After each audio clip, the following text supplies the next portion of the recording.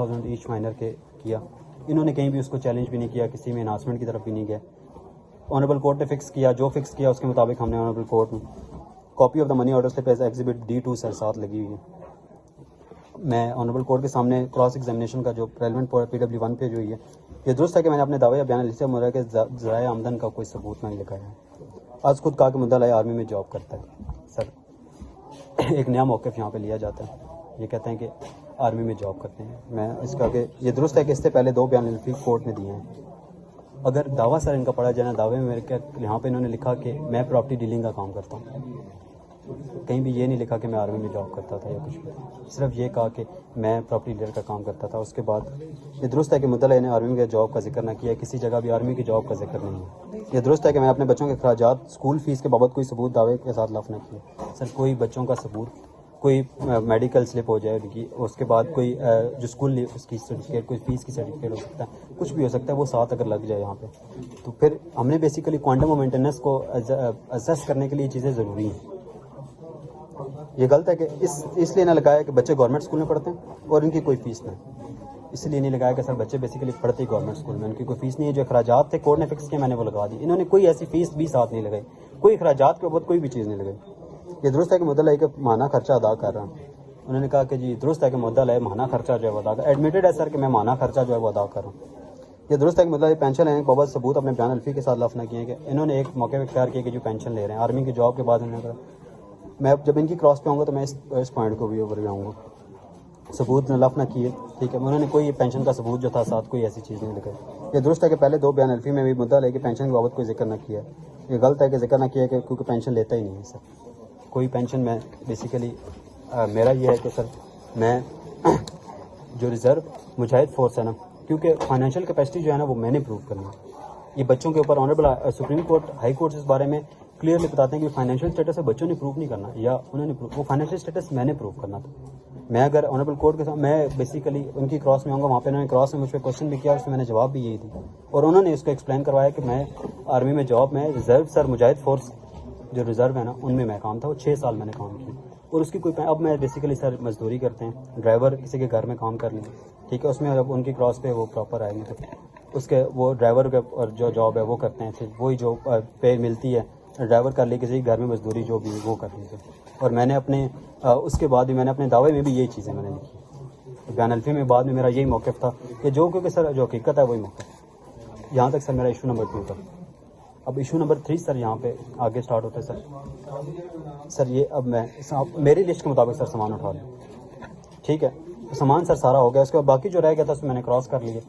ہمارے ہاں سر بیسیکلی نا ہمارے چیمبر میں بیسیکلی یہ پریکٹس کی جاتی ہے کہ ہم جب کسی بھی لڑکی کی طرف سے ہوں, لڑکے کی جب لڑکی کی طرف سے ہوں تو ہم پہلی ڈیٹ پہ آ کے یا لڑکے کی طرف سے جب ہوں تو ہم پہلی ڈیٹ پہ آ کے کہہ دیتے ہیں آنریبل کورٹ میں کہ سر ہم لوگ کا یہ سر ہماری لسٹ ہے اور اس کے مطابق سامان ہمارے گھر ہے, اور پہلی ڈیٹ پہ ہی سر ہم کوشش کرتے ہیں کہ دوسری ڈیٹ پہ بیلف جائے اور سامان اٹھا لو. لٹیگیشن جتنی جلدی جو چیزیں ختم ہو وہ ختم ہو, باقی جو رہے گی اس کی حد تک ہم نے کراس کر لی. Whether the plaintiff is entitled for the recovery of dowry articles as per the list or alternative price, وہ honest to prove تھا سر ان کے اوپر. The defendant has given the list of the dowry articles and he has also handed over the dowry articles as per on through court bailiff, ٹھیک ہے. The report of court bailiff, sir court bailiff کی جو report ہے وہ attach ہے سر کہ میری list کے مطابق انہوں نے سارا جو سامان تھا, جو سامان ایکچولی موجود تھا وہ سامان ہم نے دے دیا ان کو. یہ درست ہے کہ سامان جہیز لسٹ کے اوپر میرے کوئی نشان یا انگوٹھا نہیں ہے سر بیسیکلی وہ جو لسٹ ہے سامان جہیز جو انہوں نے دی ہے اس کے اوپر ان کے کوئی دستخط نہیں ہے, کسی قسم کی کوئی وہ نہیں ہے. یہ غلط ہے کہ وکیل صاحب نے اپنی مرضی سے بنائی تھی اور اس کے بدنیتی اور بددیانتی سے فالتو چیزیں لکھی ہیں سر. انہوں نے کہا کہ میں نے اس کو بیسیکلی بنایا ہی نہیں تھا.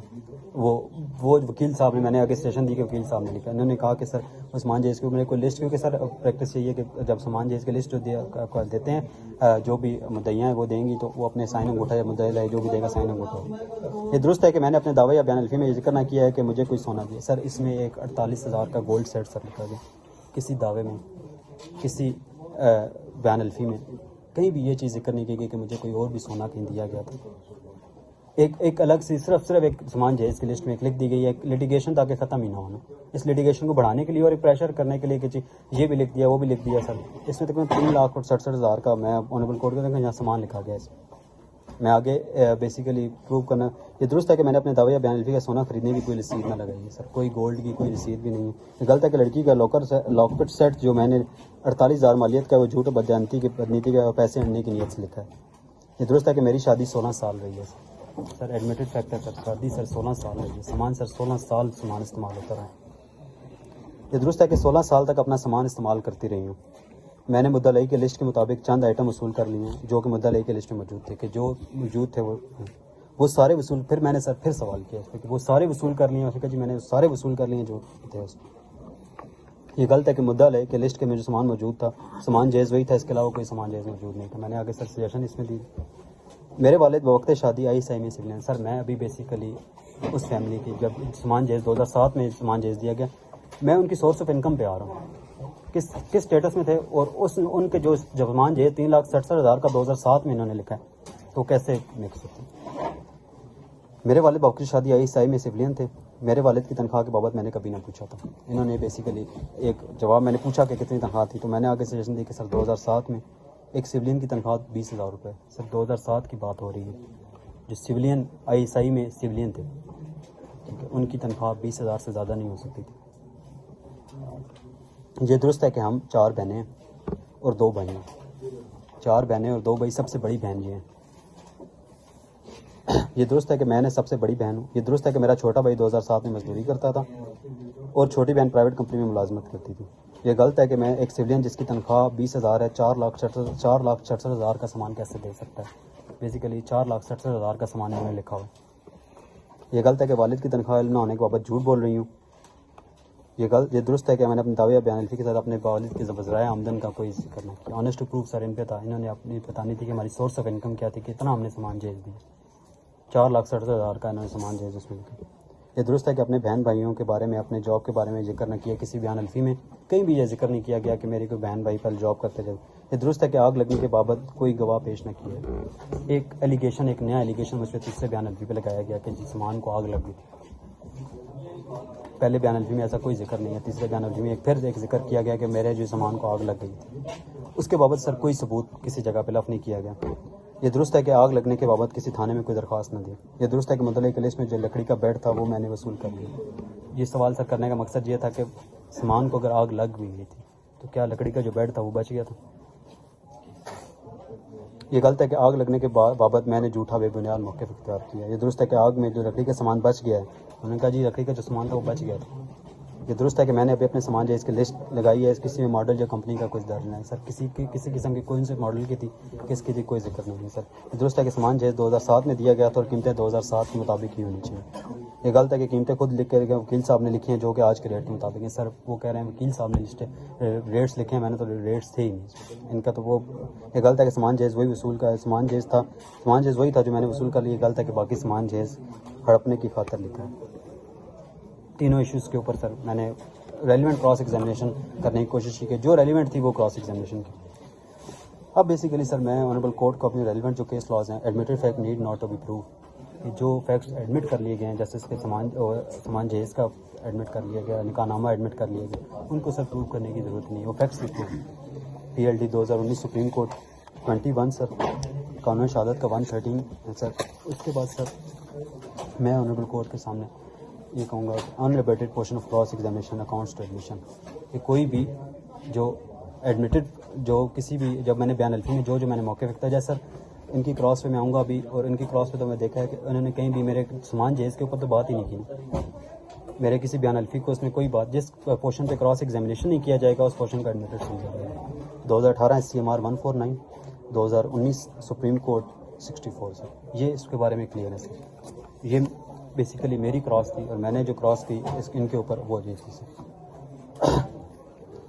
انہوں نے سر کراس کی، وہ اگر آئیں گے کونسل وہ اس کو پڑھ لیں گے۔ میں بیسیکلی صرف اتنا آنریبل کورٹ کو بتاؤں گا کہ یہاں پہ انہوں نے جو میرے ایشوز تھے، کوئی ڈاور کے اوپر سر سوال نہیں کیا گیا، صرف ایک شادی کی تاریخ کے اوپر ایک سوال کیا گیا سر اس میں، ٹھیک ہے، اس کے اوپر کوئی اس کے ایسا کوئی سوال نہیں تھا، کوئی بیسیکلی دوران بعد سر یہ میں مزدوری کا کام کرتا ہوں، ٹھیک ہے، اور یہ صفائی وغیرہ میں نے یہاں پہ انہوں نے سوال کیا تو میں نے ان کے سوال میں جواب دیا۔ دوران بعدی آمدن تقریباً 22-23 ہزار روپے تھی۔ انہوں نے سوال کیا کہ کتنی آمدن تھی، ہم نے اس میں بتا دیا کتنی آمدن تھی سر، جس میں 18,000 مدعین کو خرچہ دیتا تھا. انہوں نے خود پوچھا سر کتنا خرچہ دیا جاتا تھا. میری آمدن میری مزدوری سے آتی تھی سر. وہاں پہ انہوں نے سوال کیا تو میں نے اس وقت میں کسی کے گھر میں کام کرتا ہوں اور میری تنخواہ 25,000 روپے ہے. ٹھیک ہے، فیس سیکٹر A1 میں کام کرتا ہوں. میں کورٹ کا خرچہ مقرر کرنے سے قبل بھی خرچہ دیتا ہوں. وہ سوال کیا انہوں نے دعوے سے قبل خرچہ کہ اس کا کوئی ثبوت D2 سر انہوں نے پوچھا کوئی ثبوت ہے، میں نے ساتھ ایگزیبٹ D2 لگوا دیا. میں مجاہد فورس میں بطور ریزرو ملازم کام کیا تھا. ٹھیک ہے، انہوں نے سوال پوچھا کیا کام ہے آپ درست ہے کیا بارے میں نے کہا جی میں آرمی میں کام کرتا ہے ریزرو فورس میں. اگلا سوال انہوں نے خود ہی ایکسپلین مجھ سے اس بات پہ کرایا کہ کتنا عرصہ کام کیا، تو وہ یہ تھی کہ 6 سال میں نے کام کیا. مجھے ریزرو فورس کی تنخواہ البتہ تنخواہ کے وقت کوئی بڑھتی تھی سر. ریزرو فورس کی تنخواہ جو بھی تنخواہ ہوتی ہے وہ ریزرو والے منگوائے جاتے ہیں جب بھی ہوتے ہیں. وہ یہ ہوتا ہے کہ 6 سال کے لیے تھی وہ بھی ختم ہو گیا. اب تو میں مزدوری کرتا ہوں، کسی کے گھر میں ڈرائیور جو ہو گیا، کسی کے گھر میں مالی، جو بھی کام مجھے ہوتا ہے وہ میں کرتا ہوں. جو خرچہ عدالت نے مقرر کیا تھا وہ دے رہا ہوں. میری ہستی کے مطابق معزز عدالت جو بھی خرچہ مقرر کرے گی. انہوں نے سوال کیا کہ آپ خرچہ دینے کو تیار ہیں، ہم نے ان کا بھی جواب دیا کہ سر میں آج بھی جو عدالت مقرر کرے گی خرچہ میری حیثیت کے مطابق میں وہ دینے کو تیار ہوں. میں نے کوشش کی کہ سر ایک ریلیونٹ کراس ایگزامینیشن کی جائے اور ریلیونٹ کو آنریبل کورٹ کو اسسٹ کرنے کی کوشش کی ہے. Thank you very much. Ali apply